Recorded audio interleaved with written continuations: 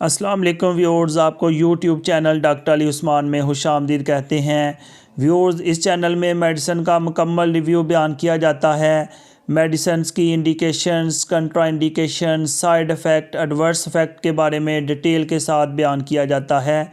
Viewers, अगर आप इस चैनल पर न्यू हैं और अभी तक हमारे चैनल को सब्सक्राइब नहीं किया तो मेडिसिन का मुकम्मल रिव्यू हासिल करने के लिए हमारे YouTube channel doctor Ali Usman को सब्सक्राइब कर लें और बेल आइकॉन पे लाजमी क्लिक करें ताकि जैसे ही न्यू वीडियो अपलोड हो आपको इसका नोटिफिकेशन मिल जाए। व्यूअर्स, आज हमारा टॉपिक है पॉलीसिस्टिक ओवेरियन सिंड्रोम के बारे में, जिसको शॉर्ट फॉर्म में हम पीकोस बोलते हैं।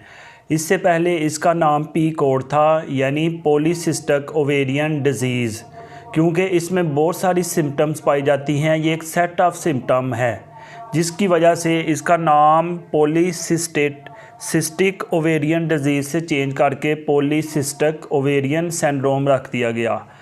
आइए हम देखते हैं कि किस बेस पे हम पहचान सकते हैं कि किसी फ़ीमेल को पॉलीसिस्टिक ओवेरियन सिंड्रोम है।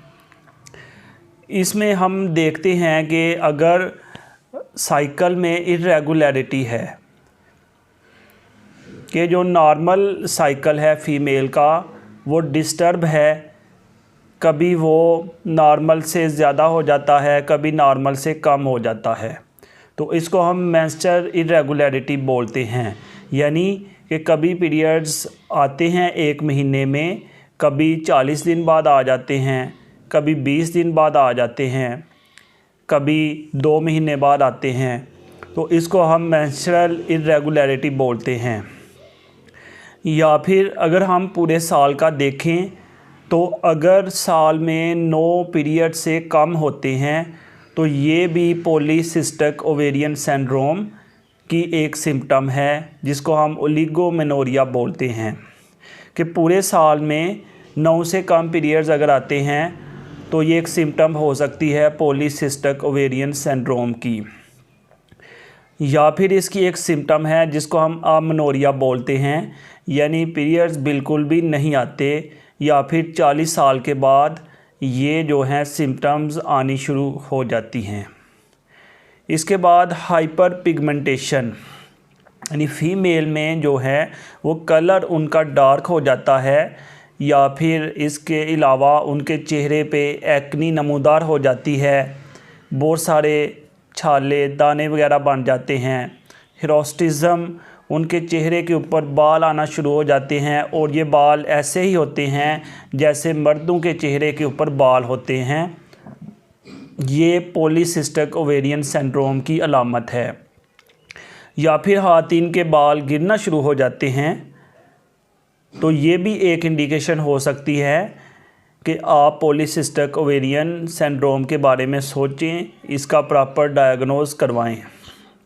इसके बाद हम मेडिकल कंडीशंस देखते हैं कि 40 से 85% जो ख़वातीन होती हैं जिनको हम डायग्नोज कर सकते हैं कि ये पीकोस की मरीज़ हैं, तो उनका वेट बहुत ज़्यादा हो सकता है या वो मोटी हो सकती हैं। तो 40 से 85% जो ख़वातीन हैं वो मोटी या ओवरवेट होती हैं।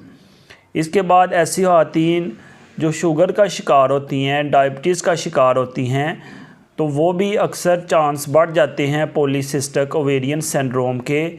ऐसी ख़वातीन जो परेशान रहती हैं, अफसरदा रहती हैं, डिप्रेशन का शिकार रहती हैं, या फिर उन्हें परेशानी होती है, तो ये ख़वातीन को पॉलीसिस्टिक ओवेरियन सिंड्रोम की तरफ लेके जा सकती है। अभी तक इसकी वजह पता नहीं चली कि किस वजह से ये हो जाती है, तो ये अनक्लियर है इसकी कॉज। बहुत सारे फैक्टर्स हैं जो कि बताते हैं कि ये पॉलीसिस्टिक ओवेरियन सिंड्रोम की तरफ लेके जा सकते हैं, लेकिन कहाँ से ये बीमारी उठती है इसकी जड़ तक अभी तक पहुंचा नहीं जा सका। लेकिन हम इससे एहतियात कर सकते हैं ऐसे अफराद जिनमें ज़्यादा चांसेस होते हैं पॉलीसिस्टिक ओवेरियन सिंड्रोम के। तो वो ख़वातीन जो बहुत ज़्यादा मोटी होती हैं, वो ख़वातीन जिनमें इंसुलिन रेजिस्टेंस होती है या डायबिटीज़ का शिकार होती हैं, या उनके फर्स्ट डिग्री रिलेटिव में से, रिश्तेदार में से किसी को अगर ये डिज़ीज़ हो, तो होने के चांसेस बहुत ज़्यादा बढ़ जाते हैं। तो मोस्टली ये जेनेटिक ट्रेट्स होती हैं, जीन्स का होता है जो कि फैमिली में आगे ट्रांसफ़र हो सकता है, या फिर इन्वायरमेंटल फैक्टर्स होते हैं, माहौलियात फैक्टर्स होते हैं जो कि पॉलीसिस्टिक ओवेरियन सिंड्रोम का बायस बनते हैं।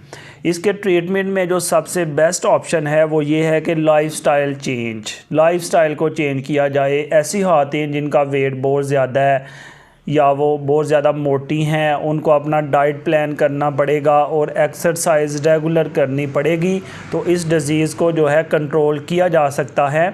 इसके अलावा मेडिसिन की तरफ अगर हम आएँ तो इसमें combined estrogen, progesterone, contraceptive doctor use करवाते हैं, या फिर मेटफॉर्मिन, गोनाडोट्रोफिन रिलीजिंग हार्मोन। तो किसी भी मेडिसिन को यूज़ करने से पहले प्रॉपर डॉक्टर से डायग्नोज करवाएं और वो कंडीशन के मुताबिक फिर मेडिसिन आपको यूज़ करवाएंगे।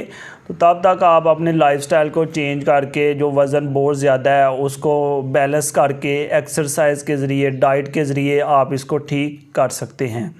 व्यूअर्स, इस तरह की मज़ीद वीडियोस देखने के लिए हमारे YouTube channel doctor Ali Usman को सब्सक्राइब करें और इस वीडियो को लाइक, कमेंट और शेयर करें। शुक्रिया।